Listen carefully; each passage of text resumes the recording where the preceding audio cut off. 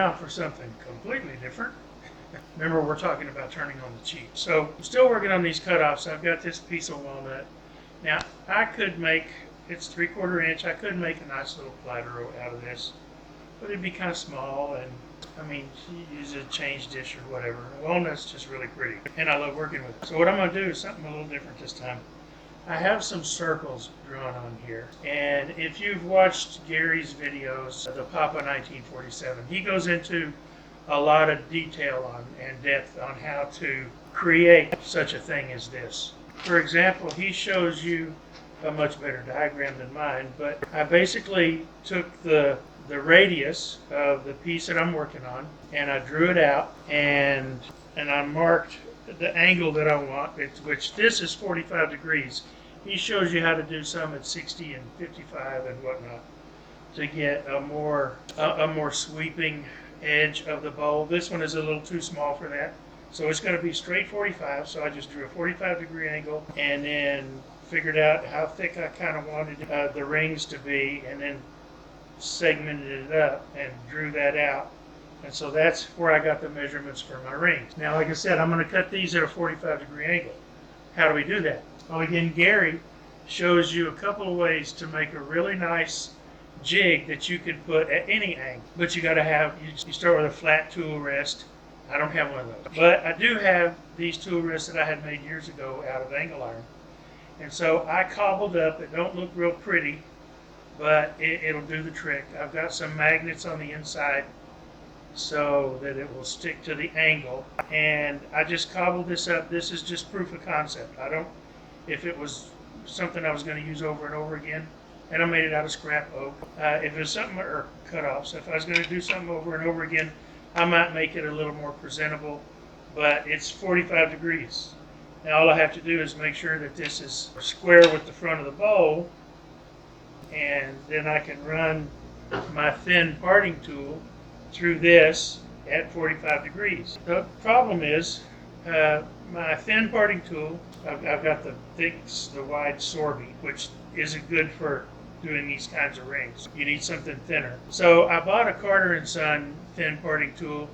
The problem is when I put it through I cut this a little wider because when I put that through, it only stuck out about that far, which isn't enough. I needed more depth than that. Well, you can make a parting tool out of, and there's videos out there on YouTube that show you how to do that. You can make a thin parting tool out of reciprocating saw blades. Rather than taking the time to do that, I looked around at some of the tools that I had for something that I don't use anymore, and one of them happened to be this oval skew. So I took it to the grinder and I ground the ovals flat. And once I got the ovals ground flat, I cut a parting tool edge on the end. And it does go through, and it sticks out plenty wide for a 3/4 inch piece. So that'll let me back off of this a little bit from the piece that I'm turning, and it goes through there nicely. So let's get over to the lathe. Again, this is an experiment. I'm trying to teach you how to do something on the cheap that I've been wanting to do for a while, and I don't know how successful we're going to be, but let's get over the lathe and see what happens. I'm going to cut some rings, or attempt to cut some rings, and then we'll glue them together and turn a pretty bowl. And I'll put a link to Gary's channel up here, like always, so check him out. He does some really cool stuff. Okay, let's see what happens.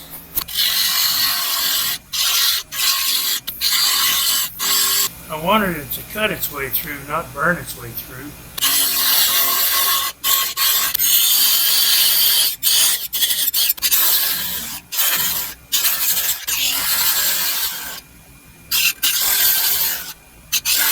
Okay, I'm not really going to call this a fail, but I'm not going to call it a win either.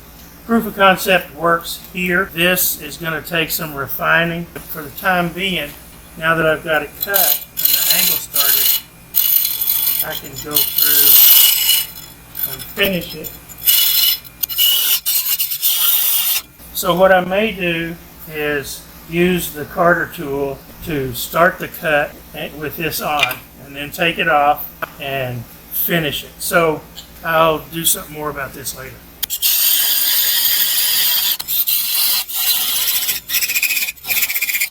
And this tool still may be a little bit wide. I'm smelling oak, so I'm into the glue block.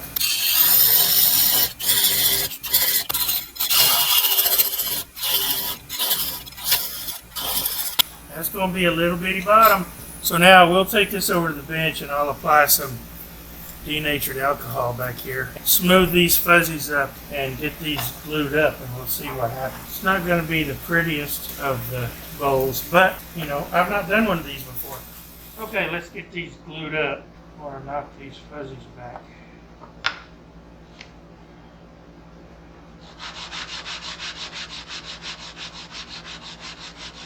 That's a pretty small bottom. I may have to do something different there. I may put a piece of CPO on the bottom. In fact, I think I will. Got me a CPO ring cut to the bottom of the circle. Make sure these are all lined up the direction they need to be.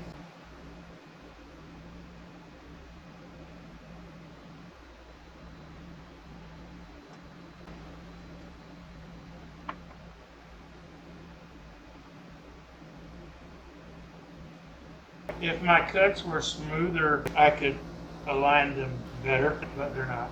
But it doesn't mean we can't end up with a successful bowl.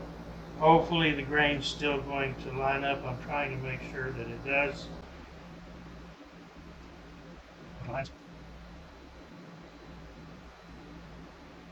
It looks lined up to me.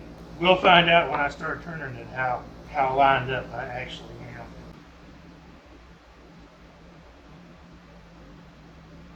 I think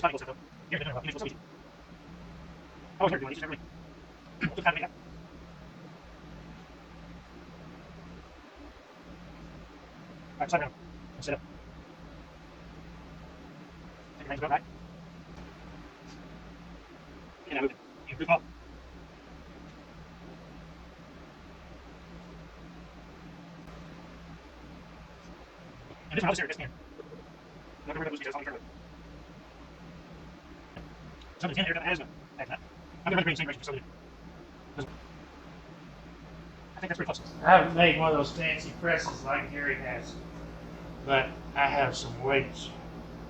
I've got almost 20 pounds on it. That ought to work.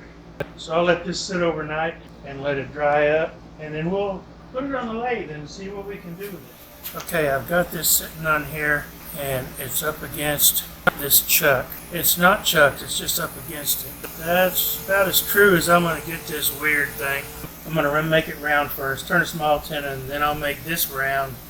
And I may start working on some of this shape before I turn it around. I don't know, we'll see. I'm going to start with my 40-40.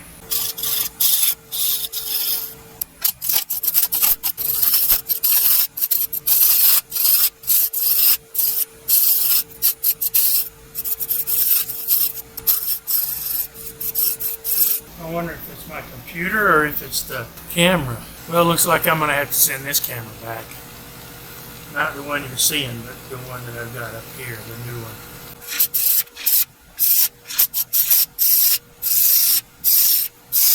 I'm going to leave a rim on this bowl.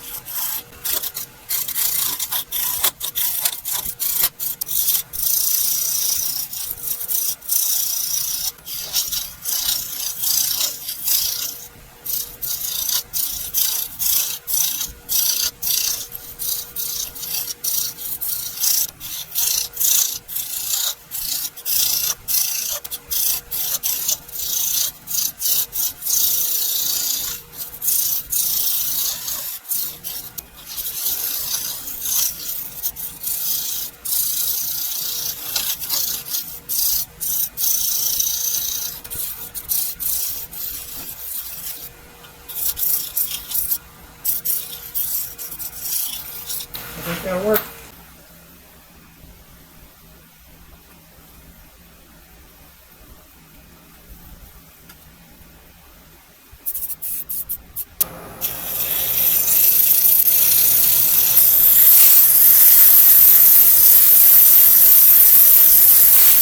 Okay, that's sanded to 600.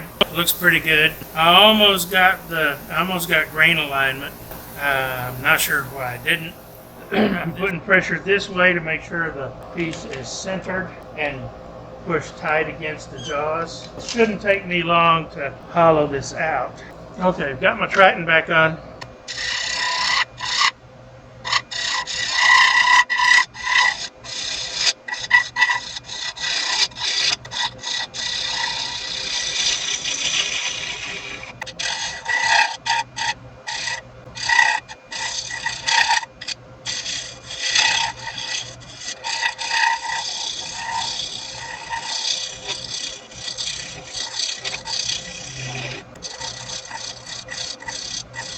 Your eyes don't always see the ridges, especially on the inside, but your fingers always do.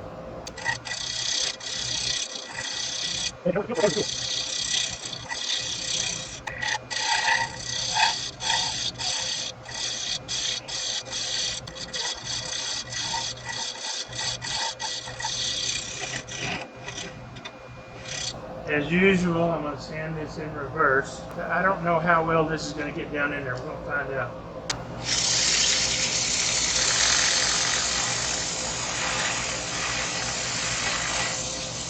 All in all, that's not a bad looking little bow, if I do say so myself. Now I'm torn. I don't know what to finish it with. Part of me says stay with lacquer and spray it. Another part of me says no, just use Howard feeding wax. Another part of me saying use antique oil. So I'm going to use antique oil. But I got to cut this thing off the bottom. If you want to know how to remove a tenon without having fancy tools, I've done it on some of my videos. I learned it from Phil Anderson. Gary, Papa 1947, does it as well. I know some of y'all don't have a vacuum chuck. I do. And that's what my go-to is for doing this sort of thing now. So I'm going to not do that today. I'm going to do it the way Gary and Phil do it. Just to remind you, I don't like doing it this way because I can't get a flat enough bottom for my burn tool. I kept the center point for a reason.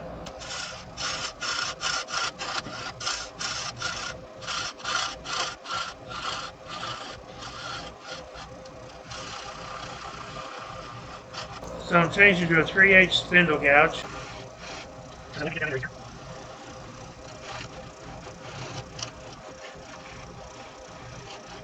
Now I go to a detail gouge.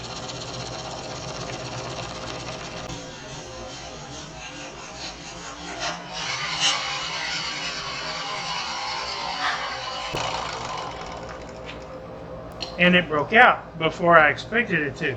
And it dented the inside. Blast it. I got a dent here and I got a dent here.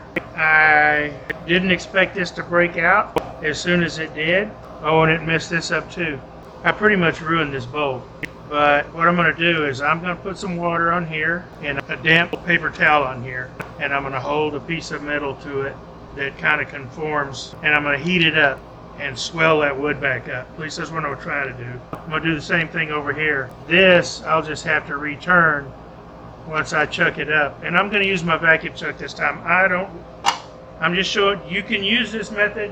I've used it successfully in the past before I got my vacuum chuck. I just really like that vacuum chuck. Okay, I chiseled that nub off and I took care of the dents on the inside. I got to sand the inside again, but I took care of the dents on the inside by using an old woodworker's trick. I applied a wet shop towel to the dented area, then used my branding iron and rolled it over the dent to steam that wood up. I pulled most of the dents out, but it raised the grain. So I'm going to have to sand the inside anyway. I've already sanded the outside a little bit, and I did a rough sand on this and burnt my logo in it. So now it's time to finish sanding the bottom.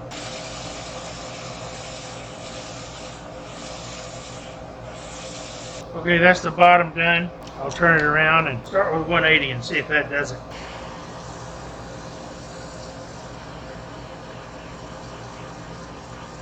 That looks good. I got those dents out. What little bit of dent was left in there, the 120 took care of. Now we will carry this over to the bench and put the first coat of finish on it. I'm going to use Minwax Antique Oil. It's going to take several coats and several days, 24 hours between coats. So let's get over to the workbench and start getting this done. So one of the reasons I like this antique oil finish is because it is a penetrating finish as well as a building finish. It will penetrate into the wood. The wood will just soak it up. Once it reaches a saturation point, it will start building. Now I will put 3, maybe 4 coats on this because I really want this to shine. The oil finishes will pop the grain and show you chatoyance better than most. Come back in the morning, put another coat on. Probably do this 2 or 3 more days until I'm happy with the finish, and then we'll do the outro.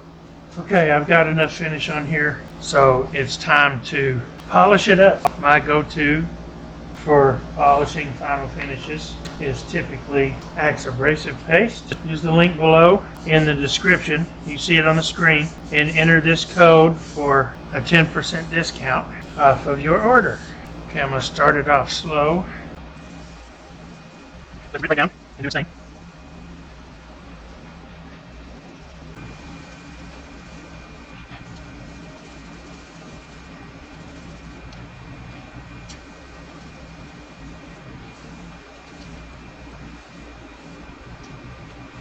Go to a clean piece. You want to make sure you get the rest of the grit off of there before we go to the polish and restoring paste. Got a nice sheen. It's not going to knock your socks off.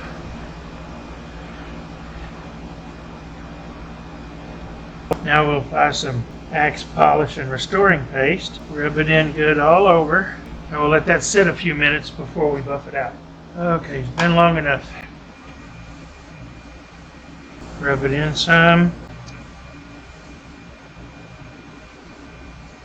I'm a little contrary to what many turners feel or believe. I've told y'all before. Russ Fairfield did his final polishing with a terry cloth towel. I use that or a really good cotton t-shirt. I don't wrap it around my fingers. I just hold it on here nice and snug. If it hangs up on something, it'll jerk it out of my hands and it will not hurt me. I've found that using paper towels and whatnot will leave lines for some reason. I don't know why. You don't get the same end result with a paper towel or a piece of tissue paper as I get with this. And there it is. That needs nothing.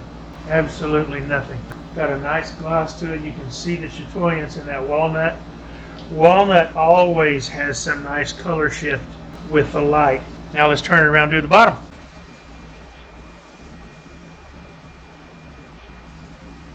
And again with the polish and restoring paste, work it in some. Now we'll let it sit. Let's buffer up. Well, that Sipo's got some chatoyance too. Look at that. See how it's changing in the light? And you see how the walnut changes too? Looks good. Looks really good. Oh, you can look at the ribbons. See the ribbons in that Sipo? That's why people refer to this as African mahogany, because real mahogany will ribbon like that sometimes. This came out really nice. I like it. So there you go. Just one more inexpensive way to create a really pretty turning. Look at that walnut. That is gorgeous. And that Sipo looks good too. Nice little pedestal bowl. For my first ever economy bowl, or some people call it bowl from a board, it came out fairly well. For one reason or another, maybe the kerf that I was using for the cut, the grain doesn't line up exactly, but it's really close, except for that bottom piece that I got 180 out. That was my fault for not making marks on it. But you know, live and learn. It was my first. But you get a really nice little result out of it. And if you go to Gary's channel, and I'll put the link right up here. If you go to Gary's channel he shows you how to do this so that you're not just doing a 45-degree angle, you're doing multiple angles so you get more of a bowl shape. And I want to try one of those very soon. But I want to get this technique down first. I'm not happy with the parting tool I'm using, so I'm going to make one out of a reciprocating saw blade made of high-speed steel, and I'll make my own parting tool. That's it. Board from a bowl. We make rain. Look at the ribbons in that seat boat.